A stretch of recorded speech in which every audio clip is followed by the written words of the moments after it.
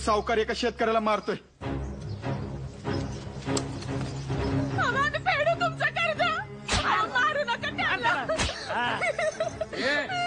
काय चाललंय?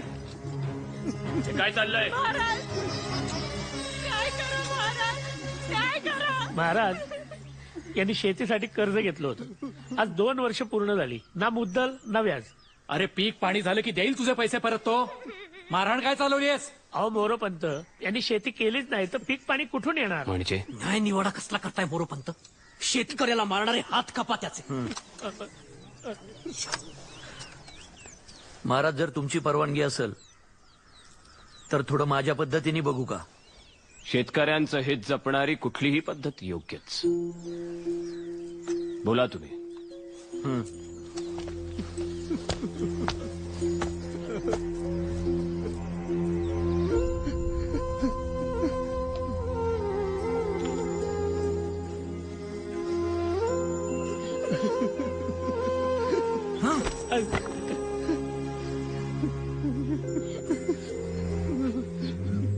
शेतीसाठी ह्याच्याकडून जे कर्ज घेतलं होतंस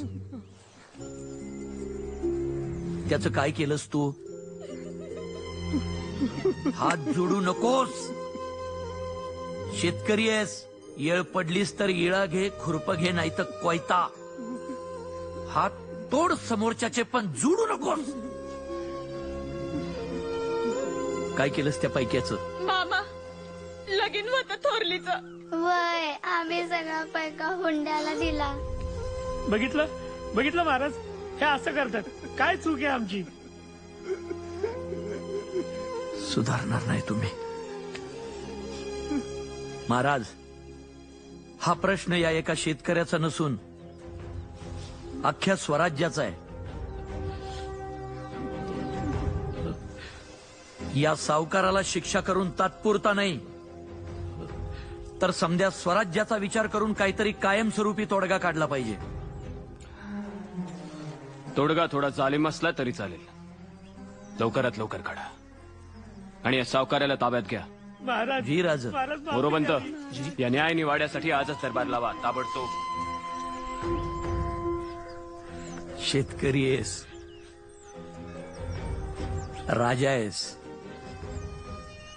राजासारखा वाघ बाबा.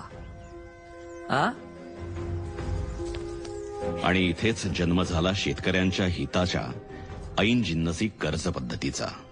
ऐन जिन्नस म्हणजे शेतकऱ्याला कर्ज म्हणून नगद द्रव्य द्यायचं नाही, कारण तो ते कर्ज वैयक्तिक स्वार्थासाठी खर्च करतो. त्यासाठीच त्याला कर्ज म्हणून शेतीसाठी लागणारं जिन्नस द्यायचं, म्हणजे बैलजोडी, बी बियाणं, खतं, नांगर आणि इतर अवजारे. आणि एकदा का शेती करून झाली की हे सगळं परत घ्यायचं. शेतकरी हिताचा हा कायदा आला आणि रयतेची नाडी ओळखणारा राजा राज्याभिषेकाच्या दिशेनं आणखी एक पाऊल पुढे गेला. हुजूर, फिर से पढ़ो. जी. सिवा के ताजपोशी की तारीख मुकर्रर हुई है. पूरे दक्खन में मानो जैसे दिवाली. हमें ये सुई नहीं, ये अल्फाज ज्यादा चुभे हैं. आगे. गुस्ताखी माफ आलमपना, लेकिन पूरा हिंदुस्तान तो है आपके पास, तो फिर इस धूल मिट्टी भरे दक्खन में क्या रखा है? दक्कन को जीते बगैर पूरे हिंदुस्तान को जीतने का हमारा सपना अधूरा रह जाएगा. कब पूरा होगा वो? हम हर रोज उनके लोग मार रहे हैं और वहां हर रोज कोई नया सुरमा जन्म ले रहा है. जी हुजूर, प्रतापराव नाम का तूफान थमने के बाद लगा था अब हिंदुस्तान हमारा है. तो अचानक ये हम्बीरराव नाम की आंधी कहां से उठी? हम्बीरराव? हम्बीरराव, यह आंधी है या कोई हल्की हवा, इसका पता तो तब चलेगा जब उस जाबाज प्रतापराव की तलवार बस संभाल पाएगा. राजाराम, बाजूला ठेवा ती तलवार. आणि जाऊन खाऊन या. उद्या आम्ही तुम्हाला दुसरी तलवार देऊ.